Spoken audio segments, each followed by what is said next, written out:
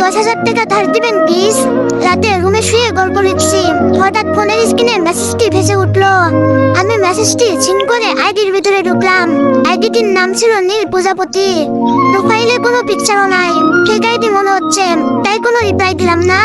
5 minute পর ID থেকে আবারও মেসেজ আসলো, ভাইয়া আমি আপনাকে রিকোয়েস্ট করছি, প্লিজ একটু আমাকে দয়া করবেন, আমি কয়েকদিনের মধ্যে ফেরত দেওয়ার চেষ্টা করব। একটু অবাকই হলাম, এ কেমন মানুষ, কথা নাই বার্তা নাই, প্রথমেই টাকা চেয়ে বসেছে। তারপর আমি বিরক্ত হয়ে মেসেজের রিপ্লাই দিলাম, কে আপনি? মেয়েটি বলল, আমি দিশা। আমি বললাম, সরি আমি আপনাকে চিনি না। দিশা বলল, কিন্তু আমি আপনাকে চিনি, আর আমি আপনার গল্পের একজন ফ্যান বটে, প্লিজ আমাকে আপনি ফিরিয়ে দিবেন না, আমি অনেক আশা নিয়ে আপনাকে মেসেজ দিয়েছি।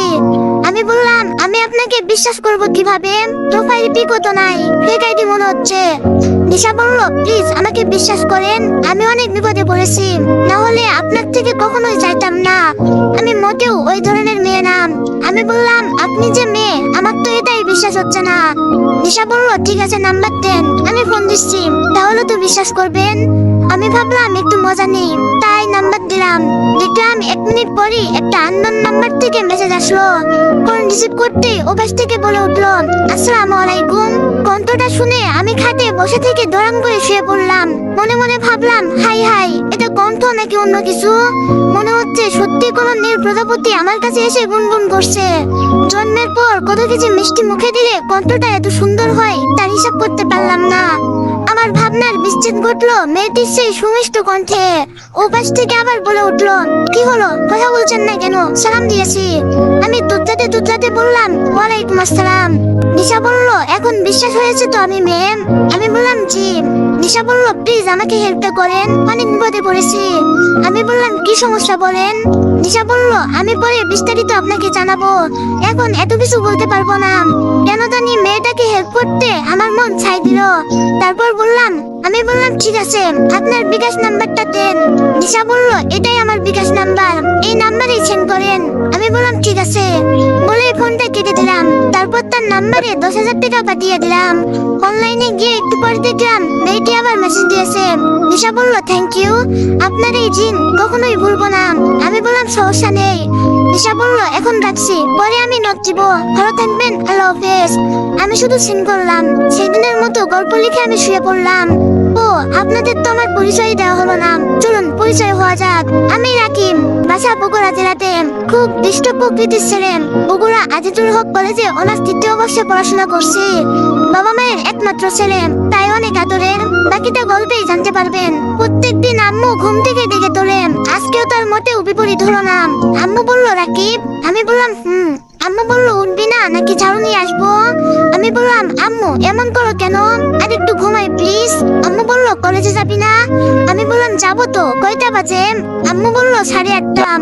আমি বললাম, কি? আম্মু বলল, জি আমার নবাব পুত্র। আমি বললাম, আগে ডাক দিবা না? আম্মু বলল, আপনি কবে সকালে উঠলেন শুনি? আমি বললাম, ধ্যাত বলেই ওয়াশরুমে দৌড়ে দিলাম। ফ্রেশ হয়ে এসে তাড়াতাড়ি করে কলেজের উদ্দেশ্যে রওনা দিতেই আম্মু বলে উঠলো, আম্মু বলল, কিরে নাস্তা করবি না?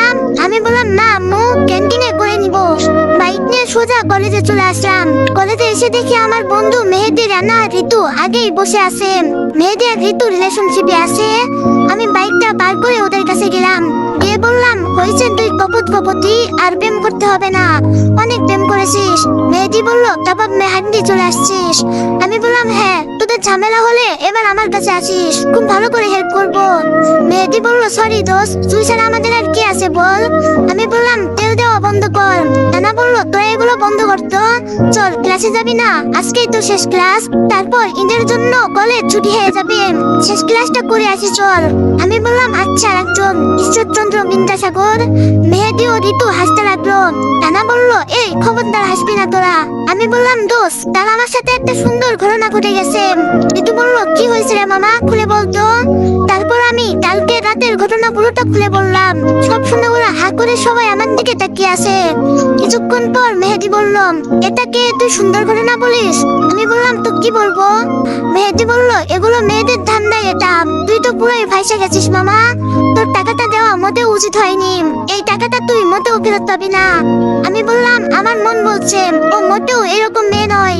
মেহেদি বলল, তোর মন তো কত কিছুই বলে, লেখক মানুষ, কিন্তু তোর এই ধারণা ভুল প্রমাণিত হবে। আমি বললাম, ওর কণ্ঠের মায়ায় পড়ে গেছি। মেহেদি বলল, এটা দিয়ে ছেলেদের ঘায়েল করে টাকা হাতিয়ে নেয়। আমি বললাম, ও আবার নখ দিবে দেখিস। মেহেদি বলল, তুই সেই আশা নিয়েই বসে থাক। এই চল ক্লাসে যাব। বলে সবাই উঠে ক্লাসের দিকে হাঁটা দিল। আমি সেখানে এতটাই ধ্যানে বিমোহিত ছিলাম যে ওরা কখন যে উঠে চলে গেছে বুঝতেই পারিনি। কিছুক্ষণ পর আশেপাশে তাকিয়ে দেখি ওরা কেউ নেই। আমার থেকে প্রায় 20 গজ দূরে চলে গেছে। আমি পিছন থেকে জোরে বললাম, এই দাঁড়া, আমিও যাব। আমারে ফেলে রেখে গেছিস কেন?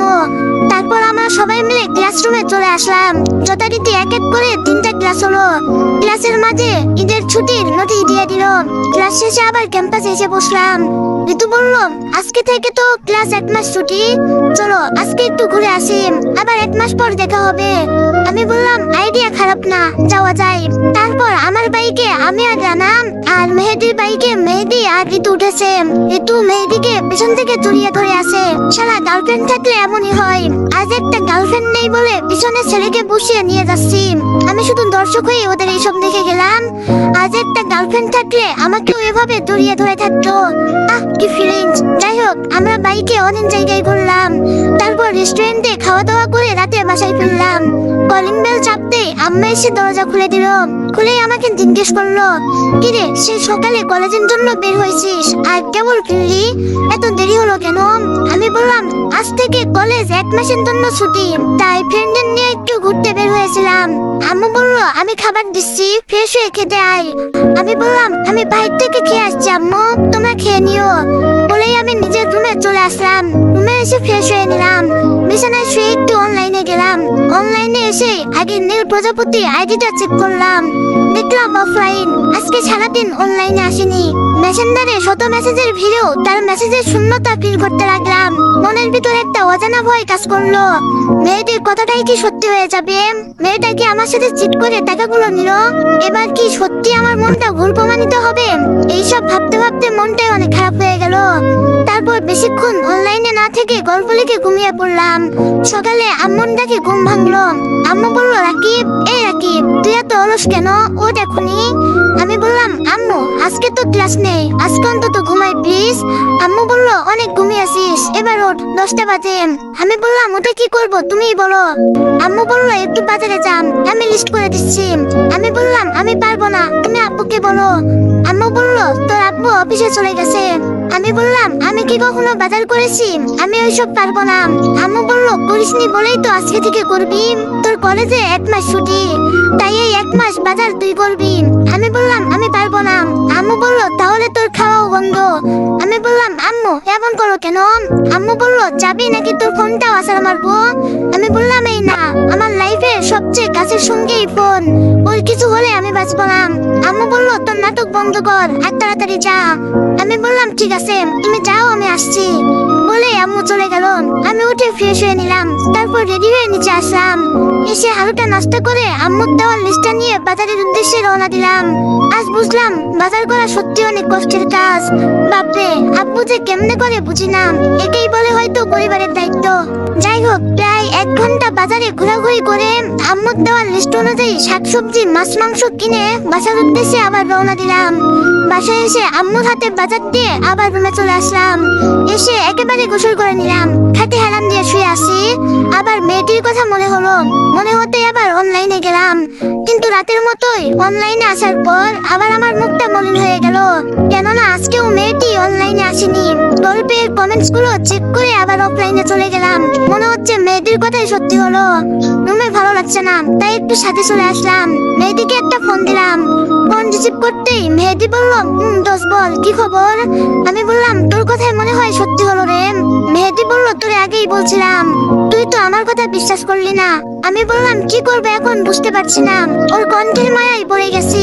মেহেদি বলল, তুই লেখক মানুষ, মোটেও তোর এই আচরণ শোভা পাই না। আমি বললাম, তাহলে এখন আমি কি করব? মেহেদি বলল, শোন, এক কাজ কর, বিকালে লেকের পাড়ে চলে আয়। আমি রানা আর ঋতুকে আসতে বলছি, একসাথে কিছুক্ষণ আড্ডা দিলে তোরও ভালো লাগবে। আমি বললাম ঠিক আছে।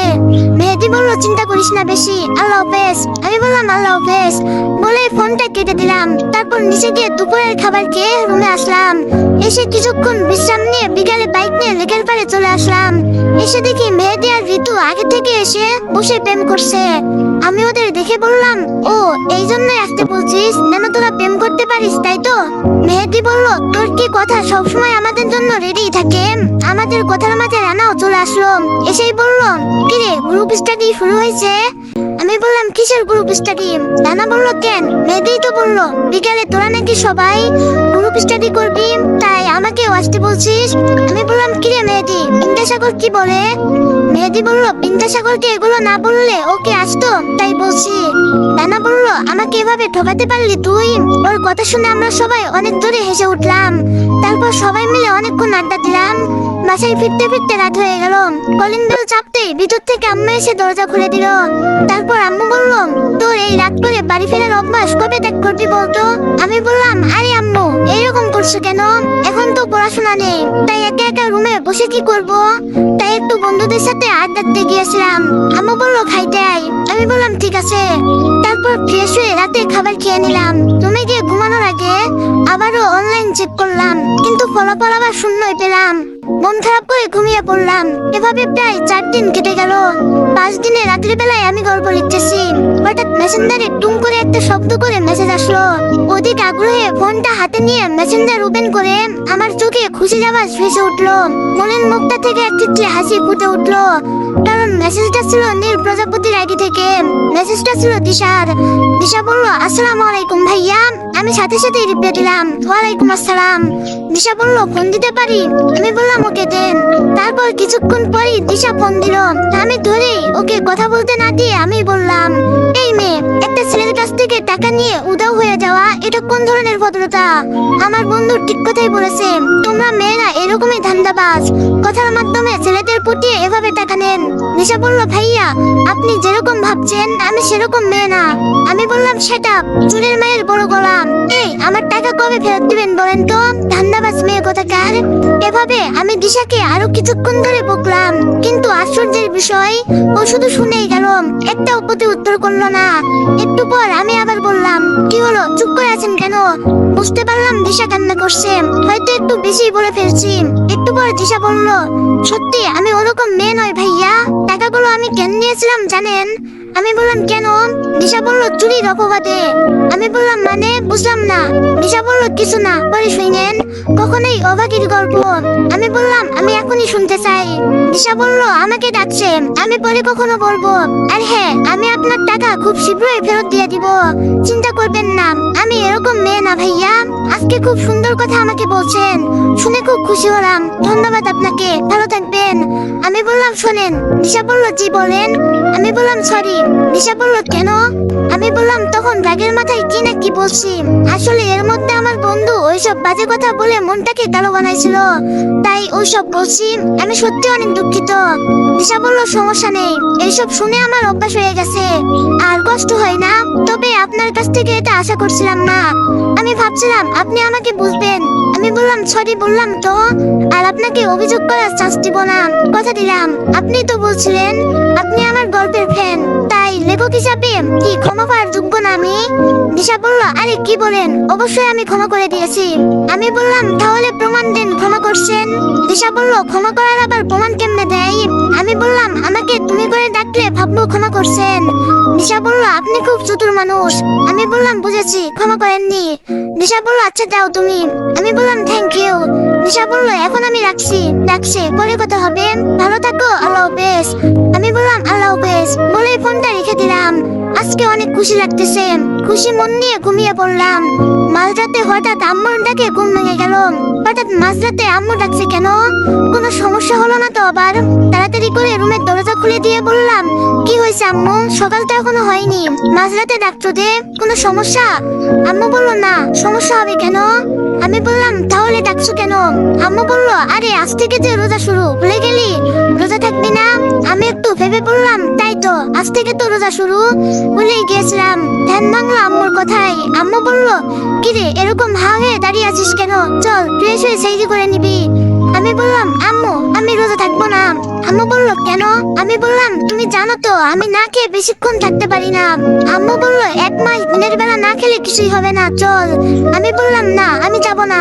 আম্মু বলল, চল বলছি, তোকে না নিয়ে আমি যাব না। প্রতিবার তোকে ছাড় দেওয়া যাবে না, আল্লাহর হুকুম পালন করতে শেখ। বলে আম্মু আমাকে টেনে নিয়ে চলে গেল। ইচ্ছে না থাকা সত্ত্বেও জোর করে ওয়াশরুমে ঢুকিয়ে দিল। আমি কিছুক্ষণ পর ফ্রেশ হয়ে বাইরে আসলাম। খাওয়ার সময় আম্মুকে আবার বললাম, আম্মু আমি থাকতে পারবো না, বিশ্বাস করো। আম্মু বলল, সেটা চুপচাপ খা। তারপর চুপচাপ খেয়ে আমি আমার রুমে চলে গেলাম। রুমে গিয়ে একটু অনলাইনে কমেন্টস গুলো চেক করতে ঢুকলাম। চেক করে বাইরে আসতেই দেখি দিশার মেসেজ চোখের সামনে ভেসে উঠলো। মনে মনে খুশি হয়ে বললাম, আরে বাহ, এ তো মেঘনা চাইতেই বৃষ্টি। তাই সাথে সাথে আমিও রিপ্লাই করলাম। দিশা বলল, আসসালামু আলাইকুম। আমি বললাম, ওয়ালাইকুম আসসালাম। দিশা বলল, কি করছেন? আমি বললাম, ফোনে কথা বলি। দিশা বলল, আমার ফোনে ব্যালেন্স নেই। আমি বললাম, আমি ফোন দিতেছি। দিশা বলল, ঠিক আছে। তারপর আমি আর দেরি না করে দিশাকে ফোন দিলাম। ফোন রিসিভ করতেই ওপাশ থেকে বলে উঠলো, হ্যালো। সাথে সাথে কলেজায় হাত দিয়ে মুচকে হাসি দিলাম আর মনে মনে বললাম, এই কণ্ঠটা আমাকে পাগল করে দিবে। বারবার এই কণ্ঠের মায়ায় জড়িয়ে পড়ি। ধ্যান ভাঙলো আবারও সেই সুমিষ্ট কণ্ঠে। দিশা বলল, কি ব্যাপার, ফোন দিয়ে চুপচাপ আছেন কেন? আমি বললাম, না কিছু না। দিশা বলল, কি না করছেন? আমি বললাম, কিছু না। দিশা বলল, তো কি করছেন বললেন না তো? আমি বললাম, আম্মু জোর করে রোজা রাখা দিল। দিশা বলল, কেন রোজা রাখতেন না? আমি বললাম, আমি না খেয়ে বেশিক্ষণ থাকতে পারি না। দিশা বলল, আল্লাহর হুকুম অমান্য করবেন, 30 দিন কষ্ট করতে পারবেন না? আমি বললাম, না মানে। দিশা বলল, কোনো মানে না, রোজা না রাখলে আমিও আপনার সাথে কথা বলবো না। আমি বললাম, এই না। দিশা বলল, তাহলে রাখবেন তো? আমি বললাম, চেষ্টা করব, কিন্তু আমার একটা শর্ত আছে। দিশা বলল, কি শর্ত? আমি বললাম, প্রতিদিন আমার সাথে কথা বলতে হবে। আপনার এই মায়ায় জড়ানো কণ্ঠ শুনলে হয়তো না খেয়ে রোজা পালন করতে পারবো। দিশা বলল, বেশি মায়ায় জড়াইয়েন না, তাহলে আপনি নিজেই কষ্ট পাবেন। আমি বললাম, সেটা আমি বুঝবো, আপনি রাজি কিনা তাই বলেন। দিশা বলল, ঠিক আছে, তবে আমারও একটা শর্ত আছে। আমি বললাম, আপনার এই মায়ায় জড়ানো কণ্ঠ শুনতে আমি সব শর্ত মানতে রাজি। দিশা বলল, তাই? আমি বললাম, জি। এখন বলেন আপনার কি শর্ত? দিশা বলল, ওকে, শর্তটা হলো আপনাকে এই 1 মাস রোজা রাখতে হবে, একটাও মিস হলে কথা বলবো না, আর সাথে 5 ওয়াক্ত নামাজ পড়তে হবে। কি পারবেন তো? আমি বললাম, জানি প্রথম প্রথম অনেক কষ্ট হবে, কিন্তু আমি তাতেও রাজি। দিশা বলল, তাহলে আমিও আপনার কথা রাখবো, প্রতিদিন কথা বলবো। আমি বললাম, থ্যাংক ইউ সো মাচ। দিশা বলল, ওয়েলকাম স্যার। এভাবে দিশার সাথে আরো কিছুক্ষণ কথা বললাম। কথা বলতে বলতে দিশা বলল, এখন আমি রাখছি, ফজরের নামাজের জন্য প্রস্তুতি নিব, আপনিও মসজিদে গিয়ে নামাজ আদায় করবেন, আপনি কথা দিয়েছেন। আমি বললাম, আচ্ছা ঠিক আছে। দিশা বলল, আল্লাহ হাফেজ। আমি বললাম, আল্লাহ হাফেজ। তারপর ফোন দেখে আমি ওয়াশরুমে চলে গেলাম ওযু করতে। এরই মধ্যে ফজরের আজান দিয়ে দিল। তারপর ওযু করে পাঞ্জাবি গায়ে দিয়ে মসজিদে যাওয়ার জন্য বের হলাম। যাওয়ার সময় আম্মু দেখে ফেললো আর বলল, রাকিব কই যাস এখন? আমি বললাম, মসজিদে আম্মু, নামাজ আদায় করতে। আম্মু বলল, কি? আমি বললাম, হা করে থেকো না, মাঝে ঢুকে যাবে, তোমার আবার রোজা হালকা হয়ে যাবে। আমি গেলাম। তবু আম্মু আমার দিকে অবাক হয়ে তাকিয়ে আছে। তার মনে মনে ভাবছে, এই ছেলের আজকে কি হয়েছে, যে ছেলে 10টার আগে ঘুম ভাঙে না, দিকে তুলতে হয়, আজ ফজরের নামাজ পড়তে যাচ্ছে। যাই হোক, নামাজ পড়ে এসে বিছানায় গায়ে দিয়ে দিতে ঘুম চলে আসলো। ঘুম থেকে উঠে দেখি 12টা বাজে। মনে মনে নিজেই ভাবলাম, কি মরার ঘুম ধরছিল, 12টা বেজে গেছে আর আমি দেরি পেলাম না। তারপর ফ্রেশ হয়ে নিচে গেলাম আর টেবিলে বসতে বসতে বললাম, আম্মু ক্ষুধা লাগছে, খেতে দাও। আম্মু বলল, ওই তুই না রোজা আছিস? ও হ্যাঁ, তাই তো, এখনই গুলিয়ে ফেলছিলাম। তারপর আম্মুকে বললাম, ও সরি বলে আমি সাথে চলে আসলাম। রাস্তাও অনেকটা ফাঁকা, রোজার দিন, তাই দোকানও তেমন খোলা নেই, কিন্তু সত্যি বলতে খুব ক্ষুধা লাগছে। সে যাই হোক, একটু রুমে আসলাম। ফোন হাতে নিয়ে দেখি দিশার মিস কল উঠে আছে, তাও 15 বার। আমি সাথে সাথে ব্যাক করলাম। ধরতে উপাস থেকে দিশা বলল, আসসালামু আলাইকুম। কণ্ঠ শোনার সাথে সাথে বুকটা দগদগ করতে লাগলো। তারপর আমি বললাম, ওয়ালাইকুম আসসালাম ম্যাম। দিশা বলল, তো রাইটার স্যারের ঘুম ভাঙলো? আমি বললাম, ভাঙছে। দিশা বলল, আপনি কথা নিয়ে আপনিই ভুলে গেলেন আমার কণ্ঠ শুনবেন বলে। আমি বললাম, আশায় ছিলাম। দিশা বলল, তা ফজরের নামাজ পড়ছেন? আমি বললাম, মহারানীর হুকুম কি অমান্য করতে পারি? দিশা একটু হেসে বলল, আমি কোনো মহারানী নই, দুর্ভাগা মেয়ে বললেই ভালো হতো। আমি বললাম, কেন? দিশা বলল, পরে কখনো বলবো। আমি বললাম, না, আপনাকে আজই বলতে হবে। আপনি সেই দিনও বলতেছে বলেননি। আজ আমি আপনার লাইফের ঘটনা শুনবো। কি এমন হয়েছে যে এমন বলছেন? দিশা বলল, পরে কখনো শুনেন। আমি বললাম, আপনি বলবেন কিনা বলেন।